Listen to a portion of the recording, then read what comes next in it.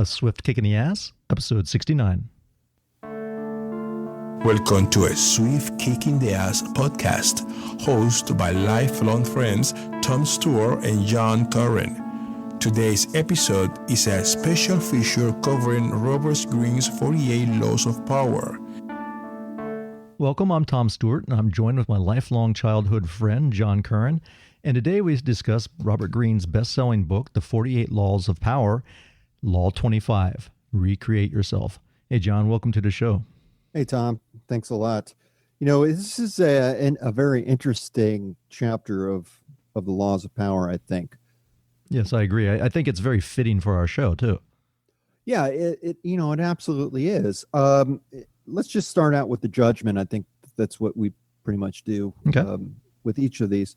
So the judgment for chapter 25 or law 25 is, do not accept the roles that society foists on you. Recreate yourself by forging a new identity, one that commands attention and never bores the audience. Be the master of your own image rather than letting others define it for you.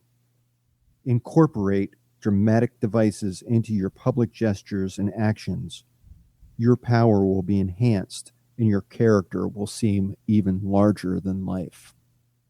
Nice. I especially like the word foist. That's one you don't normally say, but I'm going to try to use that this week. Okay. We'll keep count and see how many times we get to use it. Yeah. But, so many of us, I think, feel kind of set in our ways or cast, in a certain mold. And I think that this chapter is really about breaking the mold but also creating a lasting impression of yourself upon others. And if you look, especially in the entertainment world, you see artists recreating themselves all the time. Think of Prince, for example. Prince had a certain image or a certain brand that he created for himself, and he recreated himself through his music, but the impression that he left, I think, on all of us was, very consistent throughout his career. He loved the color purple, right? Right. So he kept that as a constant, but and he also became not Prince, right? When he became a symbol. Right. It's I think it's very interesting. Now, I was not fortunate enough to know Prince. I didn't know him. I only know of his music and the impression that he left with us. But who he is as an artist. And I think that that's part of what this chapter or this law really talks about, is about creating an image for yourself that's larger than life, that people know even if they don't know you. It makes sense. Speaking of Prince, you ever seen Diet Dr. Pepper runs a spot now with Little Sweet, and they created this character before Prince died, and I still see him running because it's just a total knockoff of Prince. He has a little bandana, he pops out and he sings a little tune, and it's kind of like a Michael Jackson thing going, right? Yeah, he's a little bit, but he has more of that that sexy charm that he tries to put on the ladies as Little Sweet. Yeah, and he drives off with the cat. That's so funny. Anyhow, the world looks at us, kind of assigns us roles in life, and our show is about creating positive change in your own life. So I think this chapter is important because it's telling us to, not settle for the role that's been given to you. You can change that role. It's up to you. And we play many roles in life, but this is your opportunity to forge your own identity and make one of your own making that has no boundaries. No boundaries as society sets. You create your own boundaries. I think that's very important when you're talking about positive change. Sure. And this chapter really deals with becoming an actor, and seeing yourself as an actor and playing a role and creating whatever role you want, the role that you want to appear. Because like John said before, you're born and we're kind of designated roles from our parents, the siblings, the kids in the neighborhood, your school, then when you get your first job. And some of those might not be the role you want, or you're an innocent little kid and you don't know how to handle situations. And then that kind of like creates a snowball effect that leads into adulthood. So now's the time that you can actually change and say, wait a second, I can choose how I react to certain situations. And even if I have to become like an actor, eventually I'll become that role. One of the things that or three of the things, they say 3 ways to become a consummate chameleon. Can I read those off, John? Consummate chameleon. Consummate chameleon. Basically changing the roles in your face and so forth. One is you must learn to enlarge your actions through dynamic techniques such as surprise, suspense, or the creation of sympathy and symbolic identification. We just talked about with Prince. Or think about Bruce Wayne when he was trying to decide, when he was becoming Batman, he needed a symbol, and he picked the bat to strike fear into the heart of men, right? Yep. Number 2 is you must constantly be aware of your audience, of what will please them and what will bore them.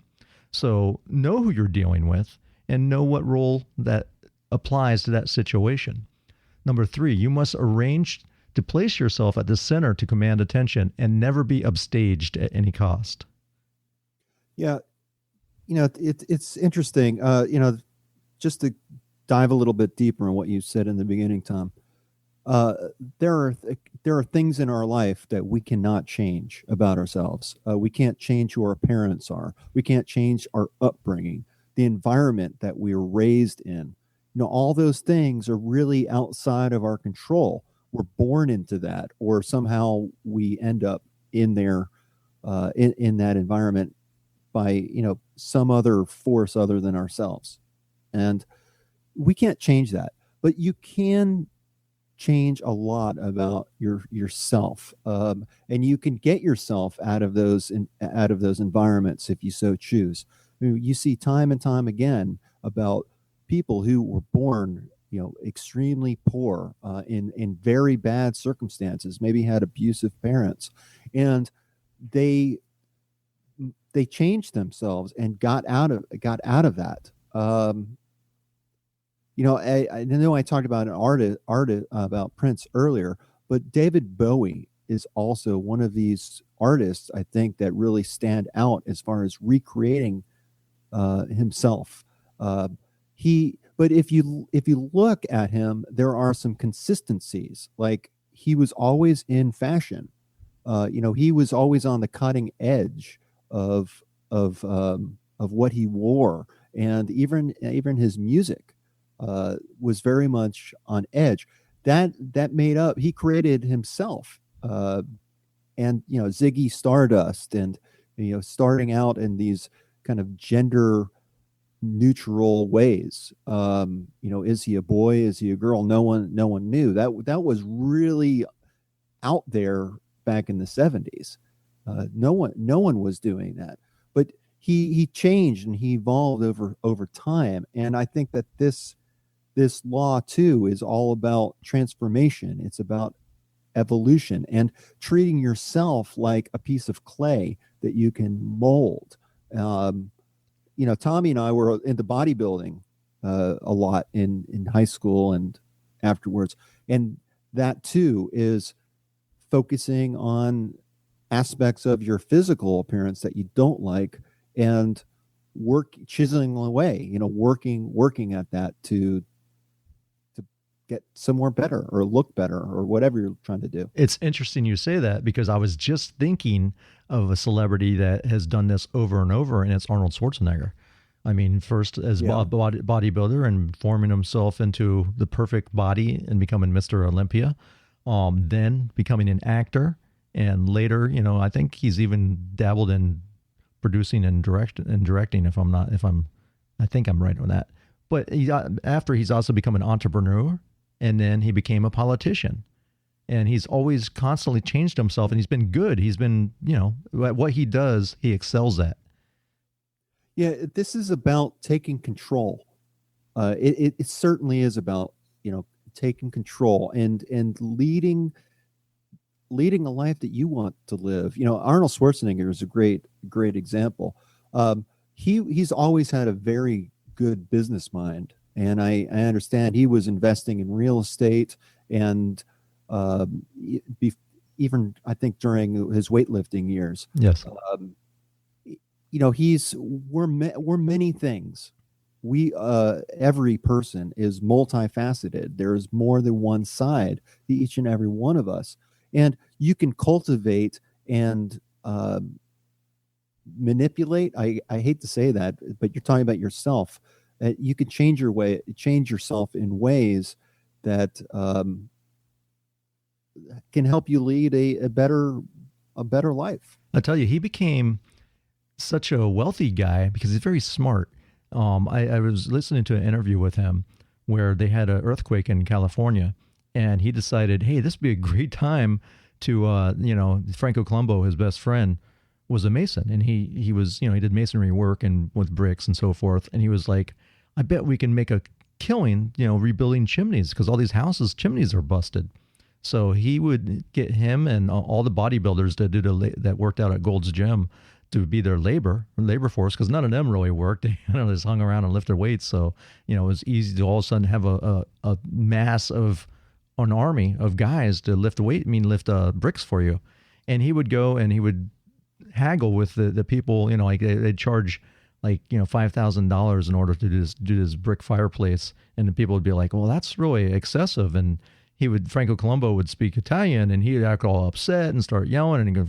And Arnold would be like, hey, look, I'd like to do it for you cheaper, but this guy's an artist, and, he's the real deal, and he doesn't like your deal. And they would go back and forth and play like good cop and bad cop. And that's how he promoted his business. And then he got that money to invest in like condominiums and apartment buildings later on. Yeah. And like you said, this is also about playing a role. It's being an actor and using that to your advantage. My dad used to always say, people only know what you tell them. So if you're, these techniques, bad cop, good cop, bad cop, these techniques have been used throughout time, and people have been recreating themselves throughout time. John, a good time to actually recreate yourself, there's a couple of them. Sometimes is maybe if you're a student when you go to a new school, or if you're going from high school to college, it's a great time to shake off maybe some of those negative connotations that you picked up as a kid and create a fresh start. Same thing as if you start a new job. Think about who you want to be seen as, because most of the people that you're going to be in your workplace, they don't know you. So it's a chance to have a clean slate and start over. Another one is when you change towns. If you go somewhere else, start fresh, create who you want to be rather than bringing all that baggage with you. Yeah. A friend of mine and we're talking earlier today about something very similar this time. And we're talking about, just talking about life in general, and how can people know what they really want in life if they haven't done it before? A lot about, what you want and what you don't want out of life. I mean, a lot of people have very lofty goals and they never seem to reach them. Or they have very lofty goals and they work very hard and diligently and get there. And then they realize that's really not for them. That's really not what they wanted. The only way to know for sure whether you like something or you don't is to go out there and do it or have it or, be it. Knowing that comes through experience. So this is all really, part of it. Sometimes you have to, fake it until you make it. Where I see that is dating. think about when you're younger, right? You kind of like don't care. You're not very, particular. Is like, oh yeah, as long as they're pretty or good looking, that's okay, and we get along and we have some fun. But as you get older, you understand what you don't want. So I could understand if I would not want to be dating at my age right now, because I would think that it would be very difficult because you're bringing baggage, they're bringing baggage, and it's hard to find, I think, what you want because you're so picky now because you've learned, like you said, you know what you don't want, and you've kind of learned what you want through the years. I think back about when I was dating, and what I really remember is thinking, I hate playing games. I'm not going to, I'm going to be straightforward. I'm going to be open and honest, and I'm not going to play any games. But you really don't have much of a choice. You have to play these games. That's how you get to know people. And through over time, that's really the only way to prove if you were right or wrong or had the right impression. We're all playing different roles. And until and it's through these games that we play that you learn the most about people. It's easy to be a friend during good times. The way you find your best friends are through difficult times. The people that stick with you, that see things through, that help you. When they have no other reason to help you but that you're their friend. And the friend has a choice to do that. Right. That's when when you're presented with that situation, that's where you decide, is this what a good friend would do?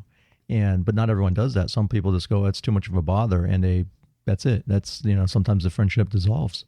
Yeah. Or they have, I had a very good friend. I hate to say too many specifics about it, but she was a girl. We were never involved, but we were very, very good friends. And I knew in the back of my mind that relationship was very one-sided. Things were always on her terms, like, doing the things she wanted to do or going over to her house, or, it was always on her terms. And I kind of I knew it and I accepted it. I think the sign also of a good friend is that you accept people for who they are with all their faults, and you like them regardless.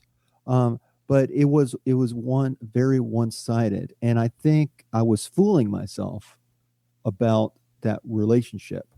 And I have not spoken to her. I mean, we had a falling out. There was a piece of hay that broke the camel's back. But after 25 years of friendship, and I recognized at that point, that I had really been fooling myself. I knew this was the case. I knew it was a one-sided relationship. And then it was, she did something that ruined it for me, and I could never be friends with her. And I recognized then I did not want people like that in my life. I need a two-way relationship. Friendships are give and take. And that was just one side. It was not good for me. So the reason I bring this up is that, think about your own situations and be honest with yourself. And it's difficult, I think, sometimes to be honest with yourself and admit, we may know things, but we don't really accept them as being true. Here's another one, John, that I think everyone could probably relate to, is your relationship with your family and especially your parents, if they're still in your life. I remember, my father's gone now, but I remember when after the military, I moved back in with him temporarily.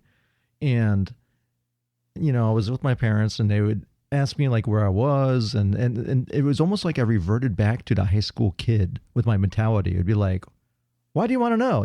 Kind of like having an attitude. And it's almost like you become like a teenager again, and you still have that relationship. Even though you're older and you're more mature, you still tend sometimes to fall back into an old way of behavior. Routine, right? Yeah, yeah.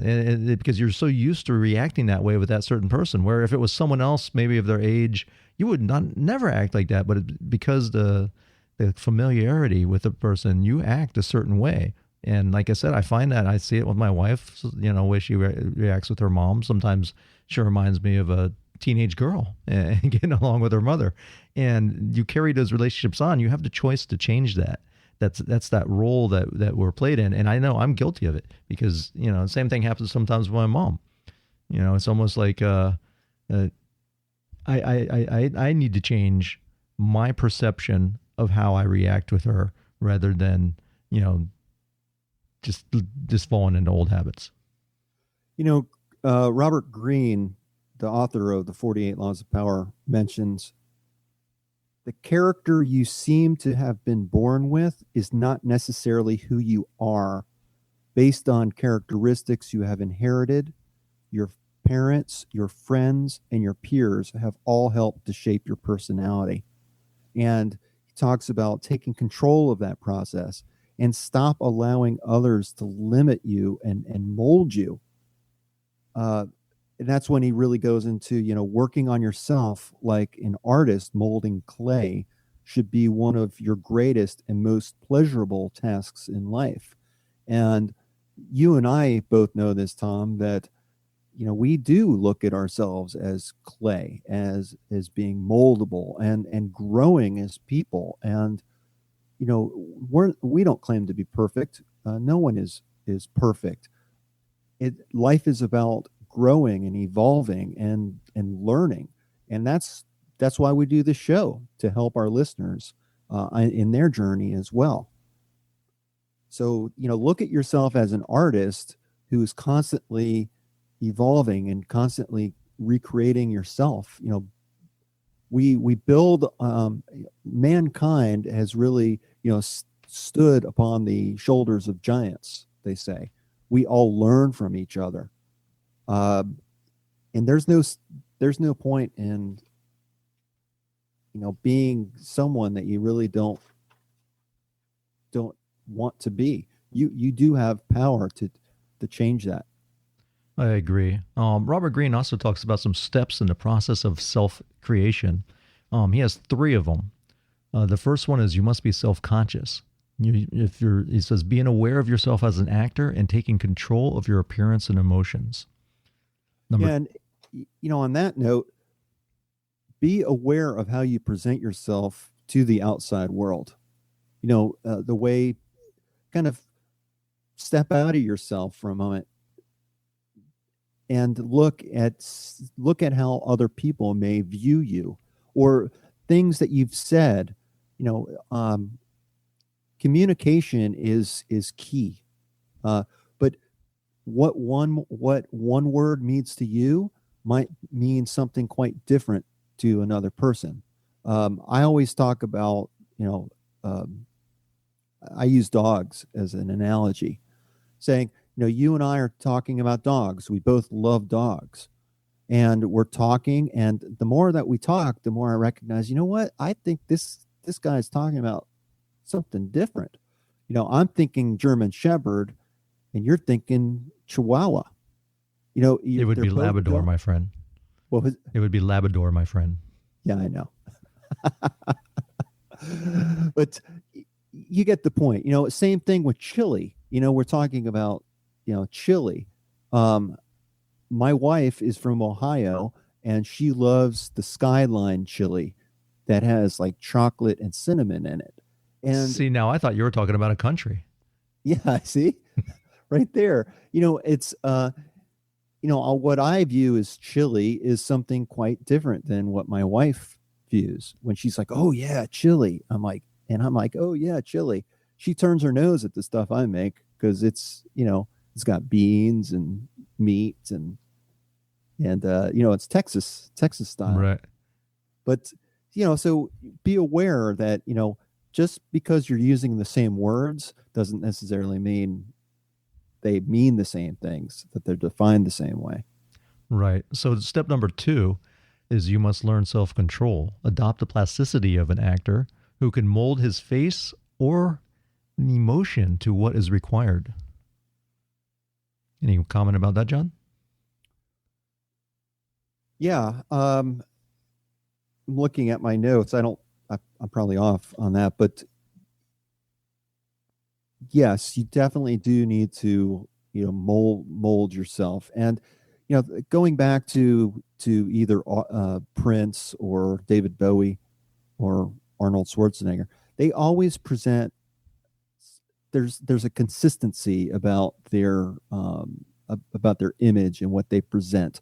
Arnold is definitely about strength, and Prince is purple, but you never saw pictures of Prince like dressed in blue jeans and a t-shirt.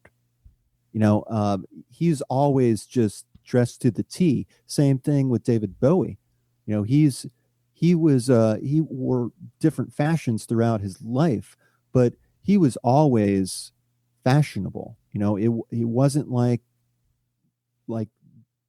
most of the people you see out in the world wearing jogging pants and a old ratty t-shirt and running shoes or something like that. You never see pictures of the stars like that. They always present a very consistent, unless it's in a tabloid, and that's why those pictures sell so well, because people want to take them off the pedestal and be able to be relatable and say, hey, wow, this person has problems worse than me.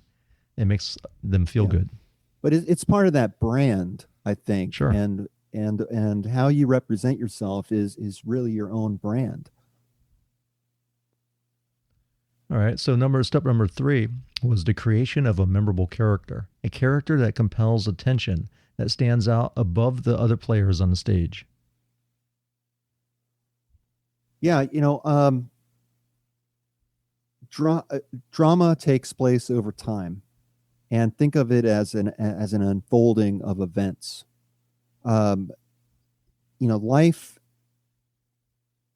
Life evolves, and it does take time.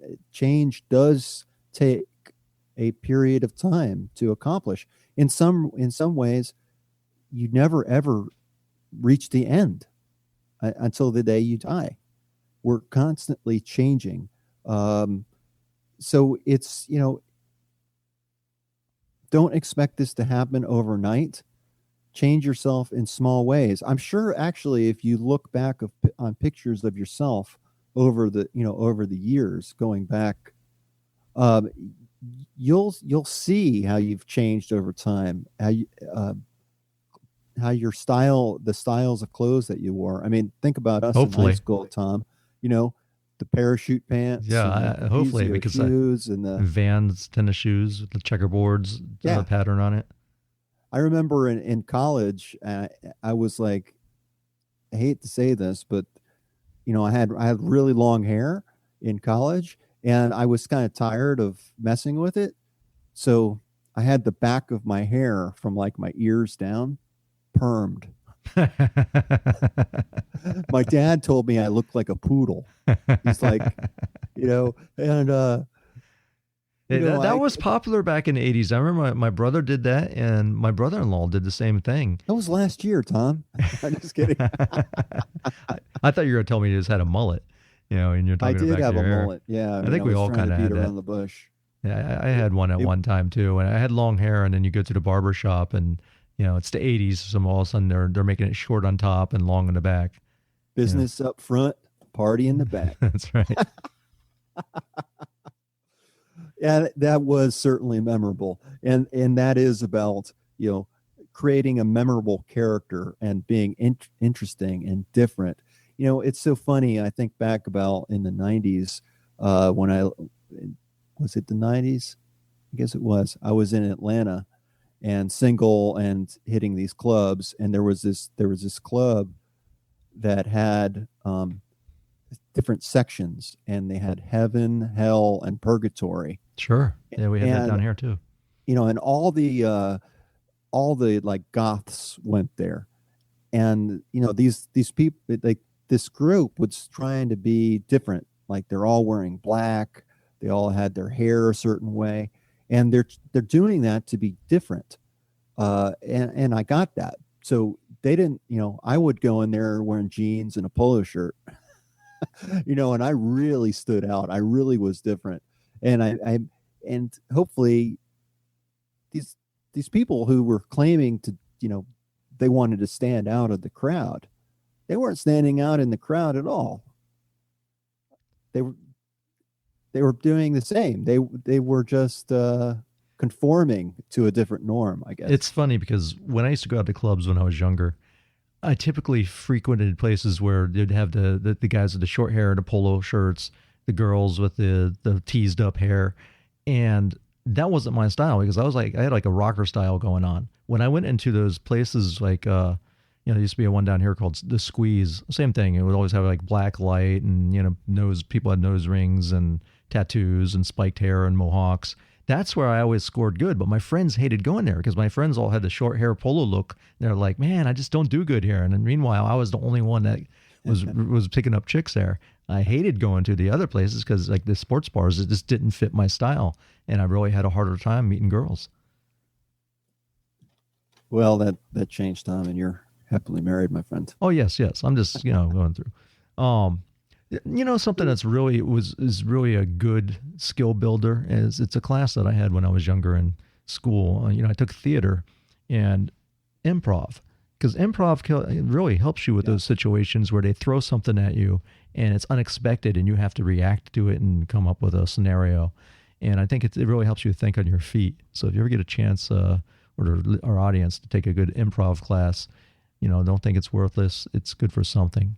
However, I do remember being very embarrassed in our theater class. They made us go out in the courtyard and reenact a Greek play, right? And I had forgot my lines, so I wrote them on my hand. And I'm standing in this courtyard, and there's people like writhing all over the ground like snakes, and no one knew what we were doing. It wasn't like we just went. Our professor made us go out in the courtyard and do this. And we're saying all these lines, and I was like so embarrassed. But I remember holding my hand out in front of me, like I'm giving a great speech, like I'm orating. But meanwhile, I was only doing that so I could read the lines off my hand.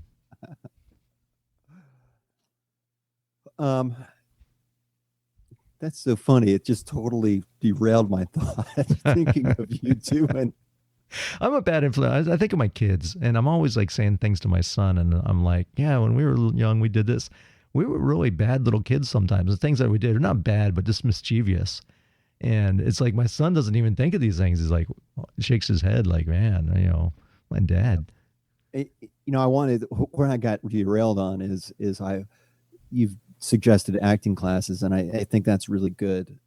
Another thing that you could do is join a local Toastmasters class. Yes. Now, giving, public speaking is one of, it's like one of the top fears of people, but we all we need to learn how to communicate better, and communicating in front of a group and an audience, it still gives me butterflies.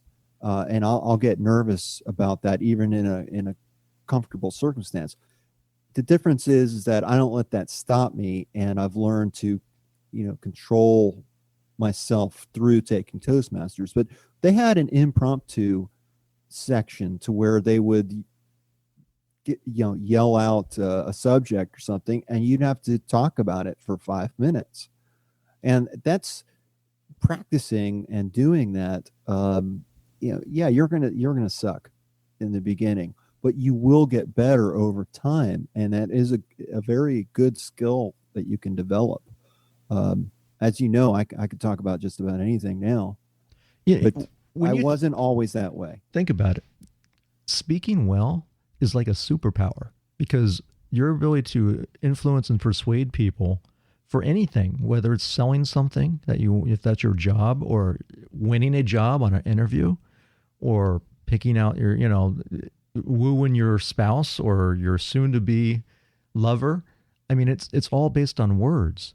That's why I've known some guys that were just like dumpy pieces of crap, but they were good talkers, and they were just like, they'd have these beautiful women. You'd be like, how the hell did that guy get that girl? And it was all because they had the gift of gab. Like that, Tom? Yeah. Why would you talk about me? I'm thinking of one of my old bosses that he just like every girl. It was just like, I was like, what is this guy? He's like Don Juan, but he's just like, he looks like Mario from Mario Brothers. I don't understand. Yeah, I had a friend of mine who looked like Moe the bartender from The Simpsons. Yeah. But he was smooth with the ladies, and I couldn't believe the dates that he went on. And again, it was how he held himself. Maybe there's something else you don't know about. Yeah, that could be true. But the way he carried himself, the way he was able to communicate with the women. I mean, he had a lot of luck with the ladies. And hey, more power to you. It just proves it's looks are not everything. It's the impression that you leave that's more important. True. But yeah, I would agree with you. All the world's a stage. We're merely players. That's right, man. Performers and portrayers. Not my words, the words of Neil Peart from Rush. So learn to play many roles, and be whatever you need to be based on that whatever that situation is and what you're trying to do, what that requires. As a parent, I have to be in that parental role all the time. My kids might say something, and I have to tell them, yes, that's not a good thing. But in my mind, I'm thinking, yes, or I'm laughing at it. Do as I say, don't do as I do. Yeah, absolutely. Well, I think we've about wrapped it up. What do you think? Yeah, well, I think that's about it. I guess the great way to finish is about the section of reversal. Sure. In this law. Now, hold on. Reversal of the law. You didn't even see my lips move. No, I didn't. I didn't hear what it said. But in the laws of power, they give a section on reversal, and for recreating yourself, they say there is no reversal. And let me just, it says, I'll just read it because I disagree with what this is saying. Saying there can be really no reversal to this critical law. Bad theater is bad theater. Even appearing natural requires art. In other words, acting. Bad acting only creates embarrassment. Of course, you should not be too dramatic. Avoid the histrionic gesture, but that is simply bad theater anyway, since it violates century-old dramatic laws against overacting. In essence, there is no reversal. And I think, Tommy, you already mentioned that you can break free of the roles that you're in. You can move away. You can change schools. You could change your work. There are opportunities in life to reverse whatever role that you're in. Look at the soap opera actors. Their character died. Okay, they were murdered, and they're in the next episode, coming in as another character, a totally another character. And this happens time and time and time again. That was my evil twin brother that died, not me. Yeah, but and sometimes they acknowledge it with the evil twin, and sometimes it's not even mentioned. They're just like a totally new person. This happens in life. You can recreate yourself, and think about this. Be aware of your own situation and what you're trying to do and how you present yourself to others. Hey, when you mention bad acting, you can think of a commercial. If you have a good spokesman, it's trustworthy and you believe them, you might like the guy that does the Allstate commercials. The guy he was he played the president in 24. You hear that guy, he has that baritone voice, Allstate, and it's just like he seems like a trustworthy figure. But then I think back to these commercials, and you might remember these, John, when we were kids. There was a lawyer in our town, and I think it was Jeffrey Steiner, and they had these really bad, this guy and girl, and they were like, look, it is Jeffrey Steiner's window is lit up again late at night. Why? Oh, he must be working hard at work on cases. And it's like, it's so laughable. It's like, why am I going to go to this guy? I don't trust the people that, even though I know they're actors, or even in this case of Allstate, the guy from Allstate sounds a little bit more trustworthy. In the back of your mind, you feel confident with him. But the people that are really bad, and you could tell that they're just reading, you don't trust. Yeah, it's funny. So you like the spokesperson and you trust him, but you don't know that guy from Adam. Right. He's just my impersonation. He's like he's like James Earl Jones Jr. He just has that deep voice, and you just associate with the grandfatherly type of figure. And naturally, as humans, I think we tend to say, "Oh, this guy. Oh, yeah, and I remember him. I really liked him in 24. So yeah, that must be damn good auto insurance. He was the president." So I think we can end with be open to new possibilities. Sure. Be open, and we look forward to future episodes of Laws of Power. We're going to keep moving through these, and we'd love to get any feedback that you have, and any questions, comments. Visit us at our website, swiftkickingtheass.com, and make sure to sign up for our free membership site. The Simple Spending Plan that John created is in there, and we always toss things in there. It's like a little membership hub with some little courses, some videos, some ebooks, and some other action guides. Great place to trade an email for membership. I'm Tom. Thanks for listening. Peace. This is John. Talk to you later. See ya.